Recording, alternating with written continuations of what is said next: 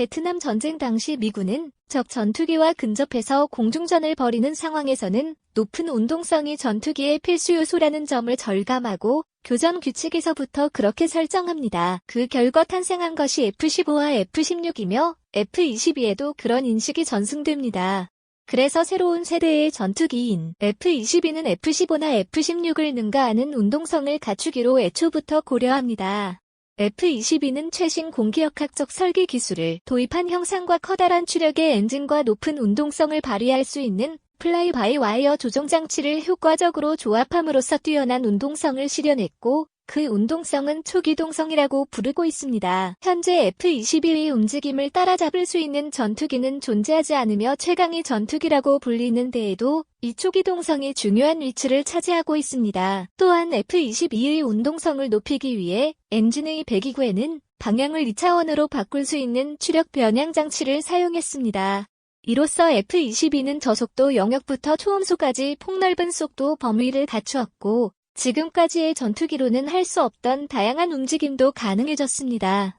또한 고도가 높아지고 공기가 희박해져서 조종타가 잘 듣지 않는 상황에서도 배기구의 움직임을 조절함으로써 뛰어난 운동성을 유지할 수 있습니다. 항공기의 진행 방향과 공기 흐름의 방향이 만들어내는 각도를 바등각이라고 하는데, 보통의 항공기에는 바등각이 커지면 그만큼 속도가 줄어들 위험성이 높아지고 엔진이 정지되는 경우도 발생합니다. 하지만 F-22는 바등각을 60도 이상으로 설정해도 변함없이 정밀하게 조종할 수 있고 엔진도 문제없이 작동합니다. 바등각이 켜진 상태에서 비행할 수 있는 능력도 전투기가 높은 운동성을 갖추는 데 필수적입니다. 이러한 F-22 초기동성은 당연히 근접 공중전에 큰 도움이 됩니다.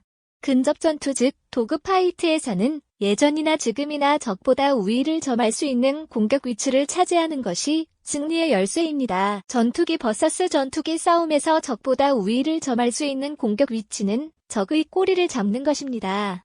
그러므로 도그 파이트에서 조종사는 여러 가지 기동 방법을 구사하여 적기의 뒤쪽으로 돌아서 접근하려 합니다. 이때 같은 기종끼리의 전투라면 조종사의 기량이 높을수록 유리하다는 것은 두말할 필요도 없습니다.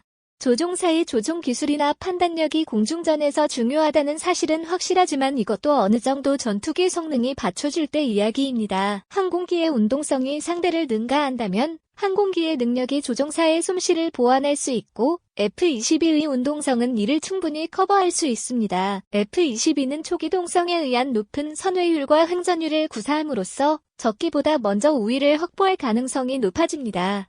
게다가 다른 전투기의 운동성이 저하되는 저속도 영역이나 초고공에서도 높은 운동성을 유지할 수 있으므로 온갖 전투 상황에서 우세를 확보할 수 있습니다. 또한 F-22는 상승하면서 방향을 전환하는 제2턴과 수평 자세를 유지한 채 급선회하는 페달 선회 등 기수의 방향을 급속히 바꾸는 기술과 극감속해서 추적해오는 적을 따돌리는 움직임도 취할 수 있습니다. 미 공군 파일럿 조사 결과 F-22 전투기와 F-35 전투기가 인기조사에서 단연 1등과 2등으로 압도적인 인기를 보여주었습니다. F-22에 한번 탑승해본 F-16 파일럿은 F-22 랩터는 모든 파일럿의 꿈이 전투기다.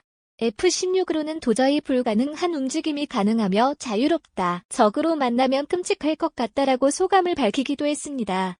이어서 그는 자신이 탄 F-16에 미안하지만 F-22와 사랑에 빠질 것 같다라는 멘트를 남기기도 했습니다. F-22가 공중전을 수행할 때의 원칙은 적에게 발각되지 않은 채 원거리에서 미사일을 발사해서 공격하는 것이지만 근접해서 싸우는 도그파이트에 들어간다 하더라도 초기동성을 구사해서 그 움직임으로 적에게 사격 기회를 주지 않은 채 우위를 점할 수 있는 능력을 지녔습니다. F-22 전투기에서 임무를 수행하는 인원이 다른 전투기에 배속되면 답답하다라고 느끼는 부분도 때문입니다.